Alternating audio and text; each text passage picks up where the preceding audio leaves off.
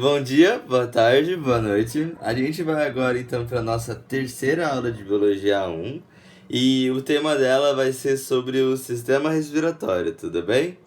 Então eu espero que você entenda o conteúdo. Se sobrar alguma dúvida, você pode ir lá postar no Yammer, ver as videoaulas lá no Moodle. Eu espero que essa aula seja boa e tenha uma boa aula. Bom, então agora a gente vai começar a nossa terceira aula de Biologia U, cujo tema vai ser o sistema respiratório, como eu já falei, tudo bem? O sistema respiratório vai ser responsável por realizar a hematose do nosso corpo. O que seria a hematose, Nicolas? A hematose é basicamente a troca de gases, onde ele vai fazer com que oxigênio entre no nosso corpo e CO2 saia dele. Porque isso, como já vimos no segundo ano, durante o processo de respiração celular, para a gente obter energia na forma de ATP, a gente precisa de oxigênio para realizar a respiração celular. E como produto dela, além de ATP, a gente também tem CO2, tudo bem? Esse CO2 é maléfico para o nosso corpo, não seria bom a gente ficar com ele, por isso a gente joga ele para fora nesse processo de hematose. Mas como ocorre isso? Bem, o ar ele chega ao nosso corpo através de uma estrutura chamada de cavidade nasal, ou também chamada de fossas nasais, onde lá ele vai ser filtrado através dos pelos e dos cílios umedecidos presentes neles, tudo bem? Aqui, essa filtração ela é muito importante porque ela impede que moléculas muito pequenas, como por exemplo poeira, entre no nosso pulmão e poderia acabar danificando. Por isso que é muito importante. E é muito ruim a gente ficar respirando pela boca, porque na boca a gente não tem esses cílios, como a gente tem na cavidade nasal. Então é muito maléfico o nosso corpo ficar respirando pela boca. Depois de passado pela cavidade nasal, ele vai passar pela faringe, assim como os alimentos que a gente consome no sistema digestório. Porém, aqui tem uma diferença. Para os alimentos eles não entrarem na laringe, que é a próxima etapa do ar, possuem meio que uma tampa, entre aspas, que separa a laringe do esôfago, tudo bem? Porque você não concorda que seria muito ruim tanto ar ir para o estômago, tanto alimento ir para o pulmão. Então aqui a gente tem uma estrutura muito importante chamada epiglote, tudo bem? Que a epiglote vai ser nada mais nada menos que fazer essa divisão entre laringe e esôfago. Então, quando a epiglote está fechada, quer dizer que o que está sendo consumido, o que está dentro da faringe, vai para o esôfago. Já como a epiglote ela se abre, ela vai abrir a entrada para a laringe, tudo bem? E isso impede que alimentos vão para o estômago, vão para o pulmão. Tudo bem? Então, depois de ter passado pela epiglote abrir, ter passado pela laringe, o ar vai passar pela traqueia, onde de novo vai passar por um processo de filtração muito semelhante ao ocorrido lá nas fossas nasais, tudo bem? Onde ele vai ser filtrado e pá. Aí, depois de passado pela traqueia, ele vai entrar no pulmão, tudo bem? E o pulmão, ele é dividido... desenhar aqui o pulmãozinho, calma. Tudo bem?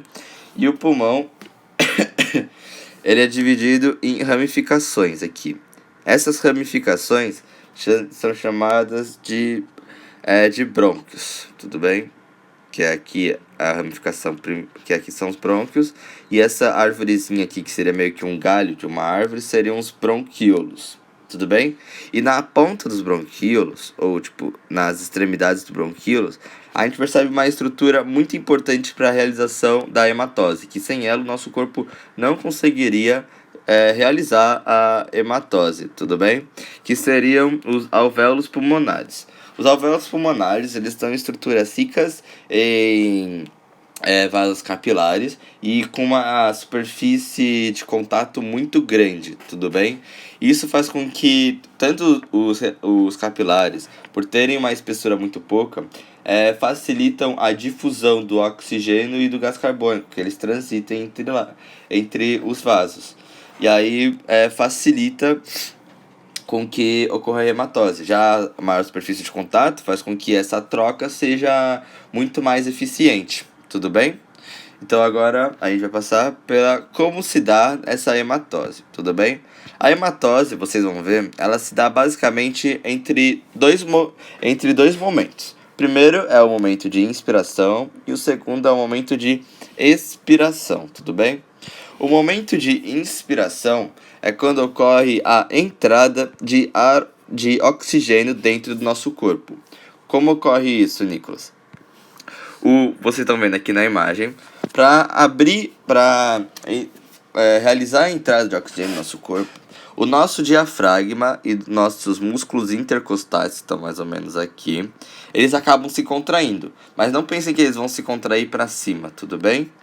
Eles vão se contrair para baixo, no caso do diafragma, e para fora, no caso dos músculos intercostais, fazendo com que o volume da nossa caixa torácica, o volume dos nossos pulmões, aumenta.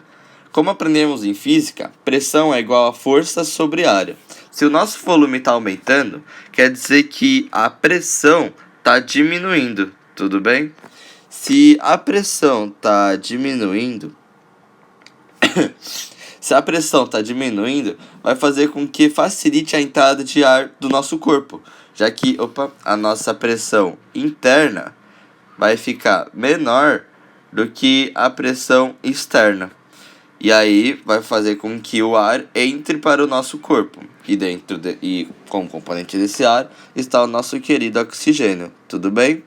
Então esse é o processo de inspiração. Agora vamos para o processo de expiração. Como vocês devem saber, o processo de hematose se dá entre duas frentes. A entrada de oxigênio, que é a inspiração, e a saída de gás carbônico. Tudo bem? E a saída de gás carbônico vai ser por causa do movimento de expiração, onde o diafragma ele vai relaxar, tanto o diafragma, tanto os músculos intercostais, eles vão relaxar. Então o diafragma ele vai para cima, os músculos intercostais vão para dentro, tudo bem? Assim, vai ocorrer com que o volume da nossa caixa torácica, o volume dos nossos pulmões, eles diminuam. Como pressão é igual a força sobre área, com volume diminuindo, a pressão interna nossa acaba aumentando muito, fazendo com que a nossa pressão interna agora fique maior que a nossa pressão, que a pressão externa, que é a pressão do ambiente, fazendo com que o ar dentro dos nossos pulmões seja expulso. E dentro desse ar, principalmente o principal componente dele é o nosso querido CO2. Tudo bem? Mas vale ressaltar aqui alguns mecanismos muito importantes que fazem com que esses processos de expiração e inspiração sejam possíveis. Como a gente deve saber, a gente não precisa ficar respirando nós realizando essa ação. O nosso organismo é capaz de realizar essa ação automaticamente. Por que disso? Porque no nosso crânio tem uma estrutura chamada, dentro dele, né? Tem uma estrutura chamada bulbo, tudo bem? E esse bulbo vai fazer com que ele controle os movimentos do diafragma e dos músculos intercostais através de impulsos elétricos, porque afinal ele faz parte do sistema nervoso, tudo bem? E assim ele vai fazer, olha, diafragma, agora você tem que contrair, agora relaxa, contrai, relaxa, contrai, relaxa. E assim ele vai conseguir alternar esses movimentos de inspiração e inspiração. E durante atividades físicas, quando o nosso corpo está precisando de muito ATP, porque a gente está consumindo muito ATP, o nosso bulbo faz com que a nossa frequência respiratória aumente muito, tudo bem? Aumente muito mesmo. Porque pensa, se a gente aumentar a nossa frequência respiratória, mais oxigênio está vindo pra gente. Se mais oxigênio está vindo pra gente, então a gente vai conseguir produzir mais energia na forma de ATP. E como isso ocorre? Ele consegue perceber que a gente está em atividade física. Quando a gente está em atividade física, nossas células começam a trabalhar muito. Se as nossas células começam a trabalhar muito, a porcentagem de gás carbônico no nosso sangue aumenta drasticamente. Vendo o aumento de gás carbônico, vocês vão ver que uma das principais formas dele ser transportado é através do íon bicarbonato. e desse transporte você acaba liberando um íon H+, tudo bem? E esse íon H+, faz com que o pH da nossa corrente sanguínea abaixe. Então, como o bulbo vai perceber que a gente tem que aumentar a nossa frequência cardíaca? Principalmente por causa da diminuição do pH, causado pela maior concentração de CO2 no nosso organismo, por causa do transporte dele de íon bicarbonato, que acaba gerando o H+. Tudo bem?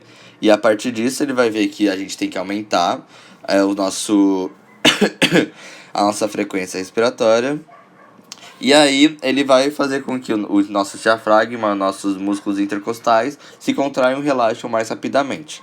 Mas também há um outro mecanismo, porém é um mecanismo menos utilizado, que é quando o bulbo percebe a falta de oxigênio na aorta, tudo bem? Mas esse é um mecanismo menos utilizado.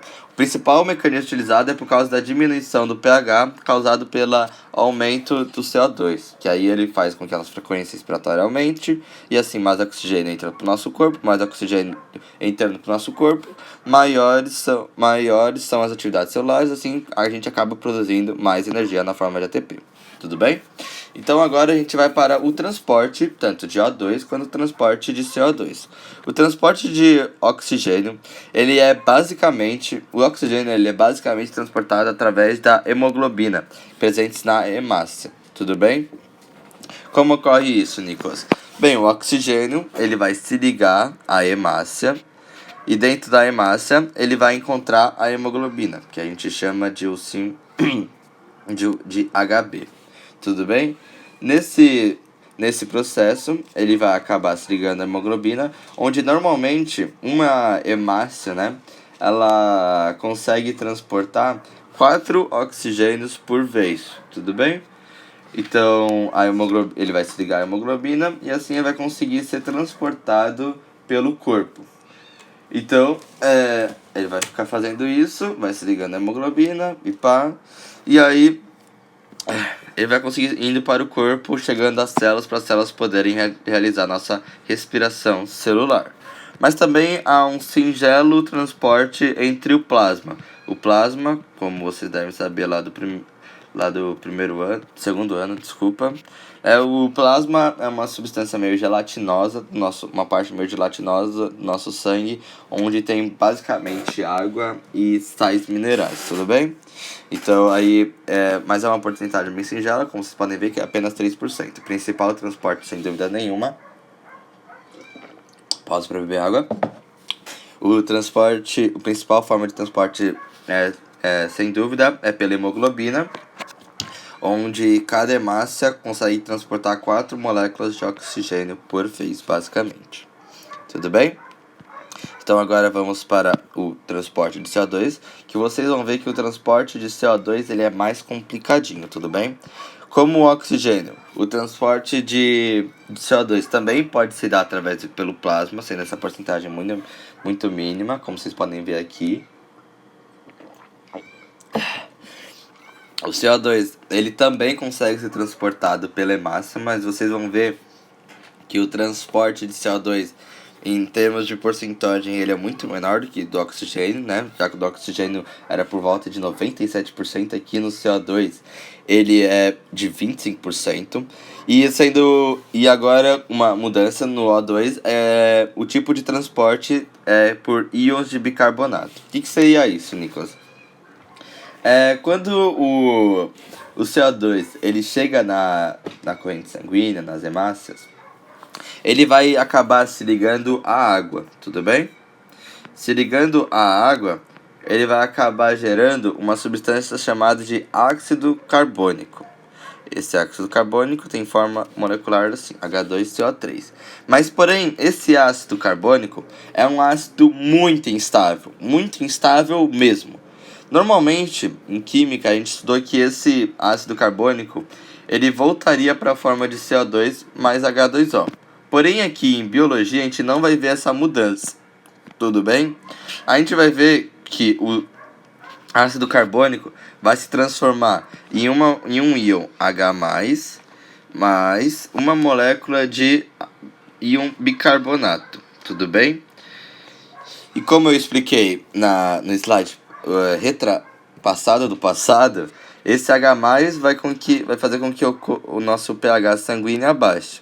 Que esse vai ser e aí o nosso bulbo vendo isso, vai falar, olha, eu tenho que aumentar a minha frequência respiratória, diafragma, músculos intercostais, vamos acelerar o bagulho aí, que a nossa célula precisa de energia, precisa fazer expressão celular. Tudo bem? Então, o principal mecanismo aqui, que a gente precisa obrigatoriamente saber, é o transporte via íon bicarbonato, porque ele é muito importante mesmo. Tanto para entender como o CO2 ele é responsável, como para entender o porquê a nossa frequência respiratória aumenta numa atividade celular, principalmente. Uma atividade física, desculpa, principalmente por causa da diminuição do pH gerado pela emissão de H+, tudo bem? E assim, o nosso querido CO2 consegue ser transportado, tanto através pelo plasma, como já visto, que é uma substância aquosa, mais ou menos gelatinosa, cheia de sais minerais, tanto das hemácias, porém esse método é muito pouco utilizado, né? 1/4 apenas, e sendo a maior parte deles, cerca de 70%, através de íons bicarbonato, onde o CO2 vai se ligar à água, mais H2O, vai gerar o ácido carbônico, e esse ácido carbônico vai gerar H+, mais íons bicarbonato, tudo bem?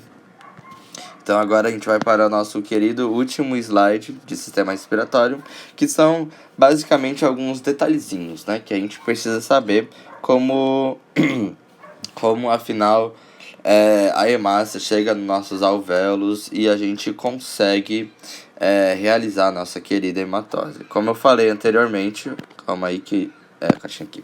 Como eu falei anteriormente, como o alvéolo pulmonar ele é uma estrutura rica em vasos capilares, vai fazer com que a sua difusão seja muito facilitada, já que a parede do vaso capilar é muito pouco espessa, ele é muito fino mesmo. E assim vai facilitar com que o oxigênio só saia facilmente. Assim, ao sair, tudo bem?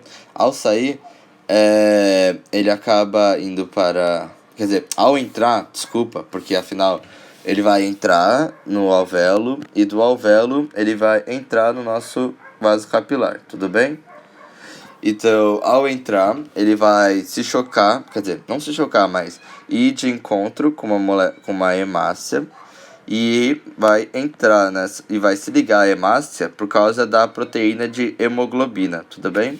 Onde cada hemoglobina transporta um oxigênio e uma hemácia tem por volta de 4 hemoglobinas. Então, cada hemácia consegue transportar mais ou menos 4 oxigênios por vez, tudo bem?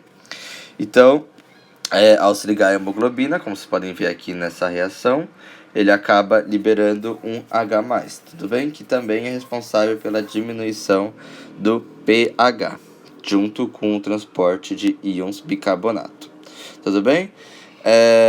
Então, desculpa. Então, ao liberar esse H+, vai fazer com que... Esse H+ aqui tem um papel fundamental, porque lembra que eu falei que o oxigênio, o CO2 ele é transportado principalmente por íons bicarbonato? Então, esse H+, ele vai se encontrar com esse íon bicarbonato, vai reagir e vai formar o nosso querido ácido carbônico. E como eu falei, esse ácido carbônico ele é muito instável. E aqui, somente aqui, que a gente vai ver aquela reação que a gente já está careca de saber em química. Em que esse ácido carbônico ele vai se dividir em uma molécula de CO2 e uma molécula de água. Tudo bem? Aí, esse CO2 vai passar pela parede do alvéolo, que é muito fininha, e vai ir para o nosso alvéolo pulmonar e vai conseguir assim sair do nosso corpo. Tudo bem? Então, é basicamente isso mesmo que a gente precisa saber sobre o sistema respiratório.